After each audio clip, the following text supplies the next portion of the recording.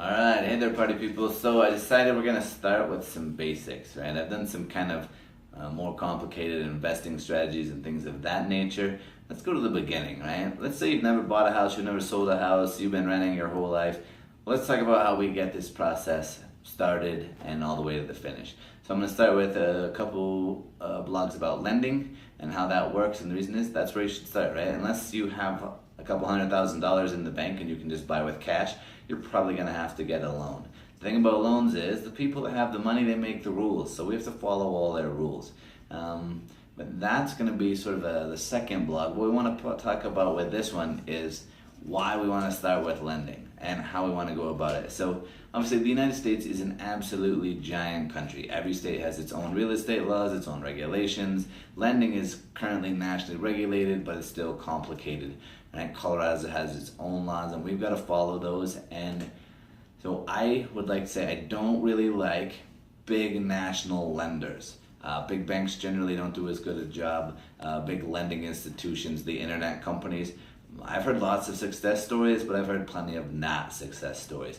One thing that I really don't like about going with say an internet company is there's no one to go rain down terror on if something's going wrong. Like, what if they fail? What if they drop the ball completely? If I've got a local somebody in the office and I can go talk with them, I can fix the problem, or at least I can express my malcontent in a way that will help hopefully motivate them to do a better job, get things going, whatever we need. Plus, it's also easier to get things turned in. You can literally run into their office, drop off your documents that they need, and work on the loan process.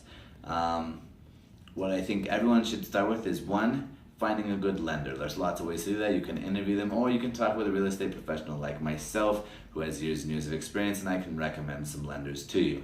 So you start by finding a lender that you like and trust, and then you start jumping through the hoops to get pre-qualified and pre-approved. Right now, that process is pretty simple. Lending is a little bit more loose as far as what you can use to qualify, so qualifying is easier. Process after that is a little bit more tricky, but again, that's going to be from my second blog. One thing I want to talk about is we want to get pre-qualified first, because with it, lending being as tricky as it is, it can be very difficult to understand what you're going to get pre-qualified for. I know people that have been pre-qualified for tons and tons of money, much more than they would ever want to spend on a mortgage. They would be house poor, but they can qualify. And I've seen other people that think I can qualify for tons and tons of money, and they can't. Right? Lending has changed enough that once upon a time, sure, they could have, and now they can't.